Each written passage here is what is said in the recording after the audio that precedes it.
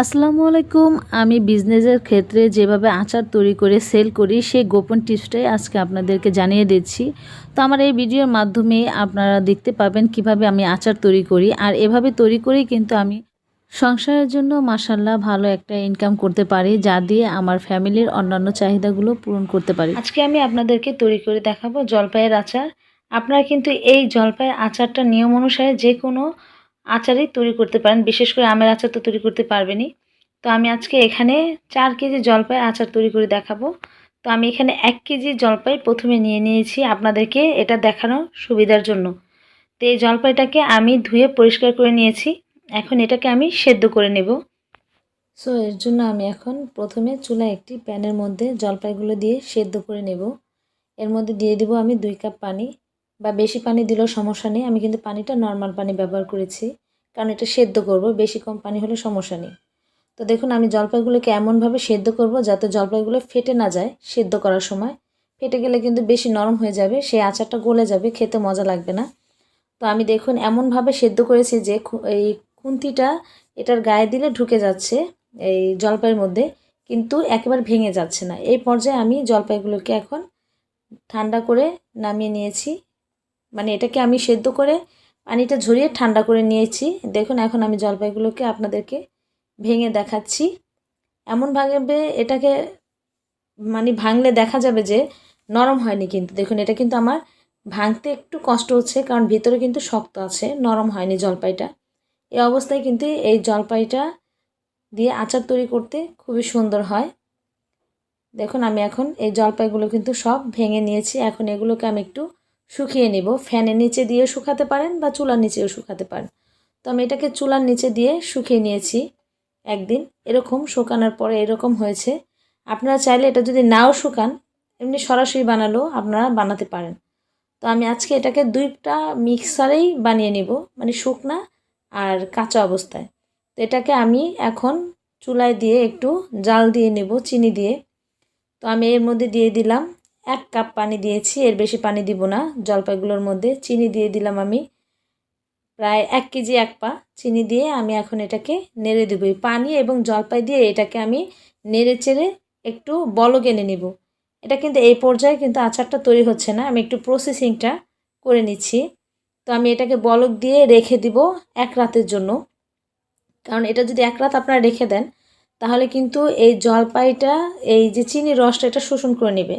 আর এই আপনার জলপাইটা আচার তৈরি করার সময় কিন্তু ভেঙে যাবে না, গলেও যাবে না, এটা শক্ত থাকবে। এতে করে আপনি যতক্ষণই পরে তেল দিয়ে আচারটা তৈরি করেন, আপনার দেখবেন জলপাইটা কিন্তু মানে গলে যাচ্ছে না। তো আমার জলপাইটা এখন বলক এসে গেছে। এখন আমি এটাকে আর সিদ্ধ করব না, নামিয়ে ফেলবো। তবে একটা জিনিস মনে রাখবেন যে জলপাইটা আপনারা শুকান বা কাঁচা তৈরি করেন, যাই তৈরি করেন না কেন, কিন্তু এটা আপনারা চিনি দিয়ে আশিয়ে এটাকে কিন্তু 5-6 ঘন্টার জন্য আপনাদেরকে রেখে দিতেই হবে, তাহলে কিন্তু আচারটা ভালো হবে। তা না হলে কিন্তু আচারটা ভালো হবে না, কারণ এটা একটা এমন একটা পদ্ধতি যেটার কারণে আপনার জলপাই আচারটা মানে ভালো লাগে খেতে, আর আচারটা গলে যায় না। আর জলপাইটা কিন্তু মনে রাখবেন যে গলে গেলে কিন্তু আচারটা খেতে ভালো লাগে না। আমি আমার ছোটোবেলা থেকে আমার মাকে এই পদ্ধতিতে আচার তৈরি করে দেখেছি। আচারটাও কিন্তু খেতে খুবই ভালো লাগে। তো চলুন আমরা 3য় ধাপে চলে যাই আচারটা তৈরি করার জন্য। আমি পরের দিন এই আচারটাকে তৈরি করার জন্য একটি কড়াইয়ের মধ্যে আমি সরিষার তেল দিয়ে দিলাম। এখানে সরিষার তেল আছে 1 কেজি 1 পা। এর চাইতে বেশি প্রয়োজন হয় না 4 কেজি জলপাই আচার তৈরি করার জন্য। তো আমি এখানে রসুন কুচি নিয়েছি 2 কাপ। আপনারা আচারটাতে চেষ্টা করবেন একটু বেশি রসুন কুচিটা দেওয়ার জন্য, তাহলে কিন্তু ভালো লাগবে আচারটা খেতে। তো আমি এখন রসুনটাকে একটু ভেজে নিচ্ছি। যতক্ষণ আমি এটা একটু লালচে ভাব না আসছে এই রসুনটার মধ্যে, ততক্ষণ আমি রসুনটাকে ভেজে নেব। তো দেখুন আমার কিন্তু এই পর্যায়ে এখনও কিন্তু রসুনটা লাল হয়নি, আমি আরেকটু ভেজে নেব রসুনটাকে। সরিষার তেল দিয়ে রসুনটাকে ভাজার সময় কিন্তু সরিষার তেল এরকম বলক এসে ফেনার মতন তৈরি হয়। তো দেখুন এখন কিন্তু আমার রসুনটা ভাজা হয়ে গেছে, একেবারে লাল হয়ে গেছে, কালো করা যাবে না। এই যে দেখুন এই পর্যায়ে আমি এখন এই তেলের মধ্যে দিয়ে দিব জলপাইগুলো। যে জলপাইগুলো আমি সেদ্ধ করে এই চিনির পানি দিয়ে সেদ্ধ করে রেখে দিয়েছিলাম, সেগুলো সব এখন আমি এই কড়াইয়ের তেলের মধ্যে দিয়ে একটু ভেজে নেব। তো এখন আমি এটাকে একটু নেড়ে চেড়ে নিচ্ছি। এই জলপাইয়ের ভিতরে যে পানিগুলো ছিল এই পানি সহই দিতে হবে আচারের মধ্যে, কারণ এটা নাড়তে নাড়তে এই পানিগুলো শুকিয়ে যাবে। আর আমরা যে 5-6 ঘন্টা রেখে দিয়েছিলাম এই চিনির শিরার মধ্যে জলপাইটাকে, এর কারণে কিন্তু আর জলপাইগুলো ভাঙবে না। তো দেখুন আমার জলপাইটা কিন্তু বলক এসে গেছে তেলের মধ্যে। তো এই পর্যায়ে আমি এখন দিয়ে দিব একে একে সব মশলাগুলো। তো এখানে আমি সরিষার গুঁড়ো দিয়ে দিলাম 2 চা চামচ, এর বেশি সরিষার গুঁড়ো দেওয়ার দরকার নেই। আপনারা চাইলে সরিষার গুঁড়োর পরিবর্তে সরিষা বাটাও দিতে পারেন 2 চা চামচ। এখন দিয়ে দিব শুকনা মরিচের গুঁড়া, টালা মরিচের গুঁড়া দিয়ে দিয়েছি আমি 3 চা চামচ। আপনারা চাইলে এর বেশি কম বাড়িয়ে নিতে পারেন, আপনাদের পছন্দ অনুযায়ী ঝালটা দিতে পারেন। এবং 5 ফোড়নের গুঁড়া দিব আমি 5 চা চামচ, 4 চামচের 5 চামচ দেব। এখন দিয়ে দিব আমি লবণ স্বাদ মতন, আপনারা আপনাদের স্বাদ অনুযায়ী লবণটা দিয়ে দিবেন। আমি কিন্তু লবণটা আগে দেইনি, কারণ এই আচারটা শেষ পর্যায়ে লবণটা দিতে হয়। তো এখন আমি এগুলো দিয়ে আমি নেড়ে নিব, ভালো করে মিক্স করে নিচ্ছি। আচারের সাথে মশলাগুলো ভালো করে মিক্স করে নিতে হবে, যাতে সব আচারের গায়ে মশলাগুলো মেখে যায়। এ পর্যায়ে কিন্তু আমি আচারটাকে বারবার নেড়ে দিব, তা না হলে কিন্তু নিচে দিয়ে লেগে যাবে। তো এখন আমি দিয়ে দিলাম হলুদের গুঁড়ো, 2 চা চামচ হলুদের গুঁড়ো দিয়ে দিলাম এর মধ্যে। আচারটা যাতে কালচে ভাব না আসে, আচারটা দেখতে সুন্দর লাগে, এর জন্য হলুদের গুঁড়াটা ব্যবহার করেছি। আপনারা চাইলে নাও দিতে পারেন। তো এখন আমি হলুদের গুঁড়াটা দিয়ে আচারটাকে আবার এটাকে ভালো করে নেড়ে চেড়ে নিচ্ছি। এই পর্যায়ে কিন্তু আচারটাকে বারবার নেড়ে যেতে হবে, কারণ আমার এই আচারের মধ্যে যে পানিটা ছিল সেটা কিন্তু অনেকটাই শুকিয়ে গেছে।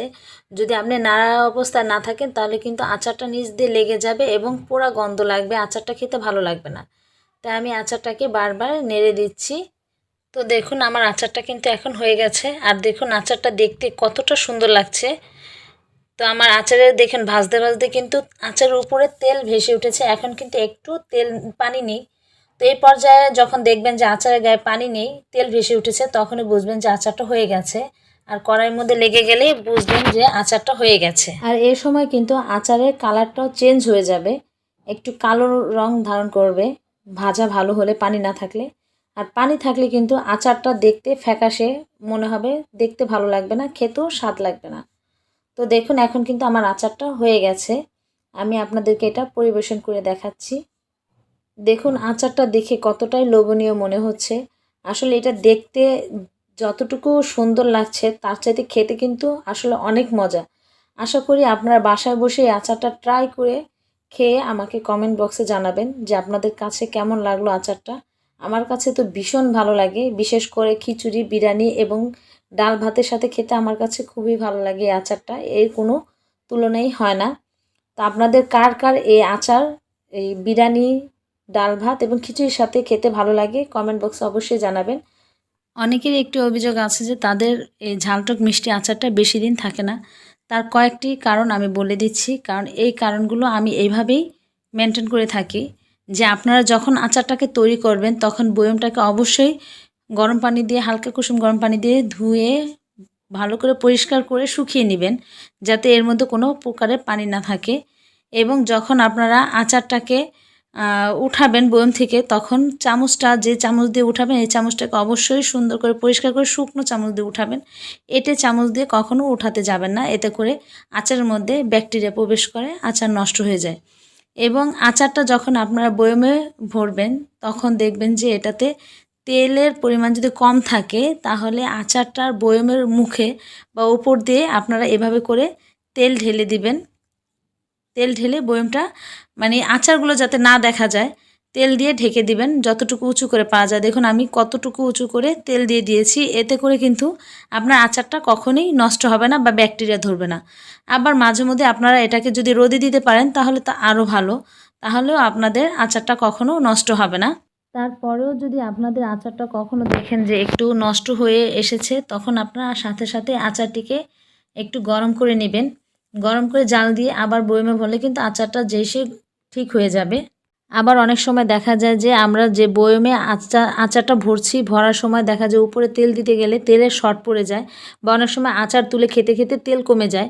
সেই ক্ষেত্রে আপনারা করবেন যে আলাদা করে সরিষার তেল নিয়ে ভালো করে গরম করে একটি কড়াইয়ের মধ্যে, ফুটানো যাবে না, ভালো করে গরম করে এটা আপনারা আচারের মধ্যে ঢেলে দিবেন, তাহলে দেখবেন যে আপনাদের আচারটা আর কখনোই নষ্ট হবে না।